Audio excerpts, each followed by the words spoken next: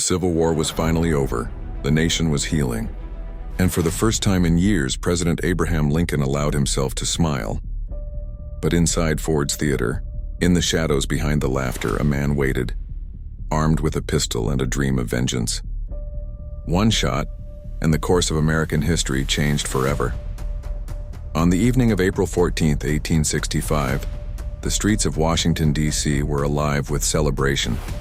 The Civil War, a brutal conflict that had torn the United States apart for 4 long years, was finally over. The Union had triumphed and slavery was ending. President Abraham Lincoln, exhausted but hopeful, decided to spend the evening at Ford's Theater to relax with his wife, Mary Todd Lincoln. The play that night was a comedy, Our American Cousin. Laughter filled the theater, but in the shadows a man was plotting an act that would shock the nation. His name was John Wilkes Booth, a famous actor and a passionate Confederate sympathizer. To Booth, Lincoln was not a hero. He was a tyrant who had destroyed the South. For months, Booth had conspired to kidnap Lincoln and exchange him for captured Confederate soldiers. But with the war lost, he decided to take revenge. That night, he carried a small pistol, a derringer, and a dagger. At around 10:15 p.m., Booth entered the theater quietly. He made his way to the presidential box where Lincoln sat with his wife and 2 guests. The guard had left his post, unaware of the danger. Booth stepped inside, aimed his pistol, and fired a single shot into the back of Lincoln's head. The laughter on stage stopped instantly. Panic spread through the crowd as Lincoln slumped forward, unconscious. Booth leapt onto the stage, shouting, "Sic semper tyrannis," Latin for "thus always to tyrants." He broke his leg as he landed, but escaped through the back door, mounting a horse and riding into the night. Lincoln was carried across the street to the Peterson boarding house, where doctors worked desperately to save him.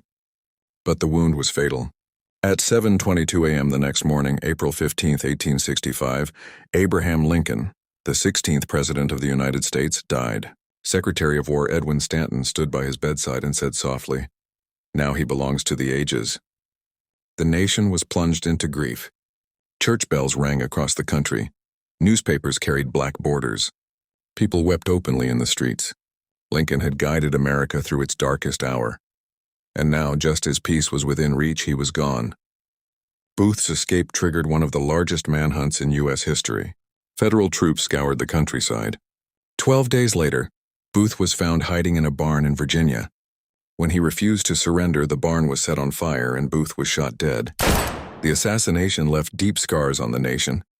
Lincoln's plans for a gentle reconstruction of the South, forgiveness instead of punishment, died with him. His successor, Andrew Johnson, struggled to unite the country, and years of political turmoil followed. But Lincoln's legacy endured. He had preserved the Union, ended slavery, and redefined the meaning of freedom in America.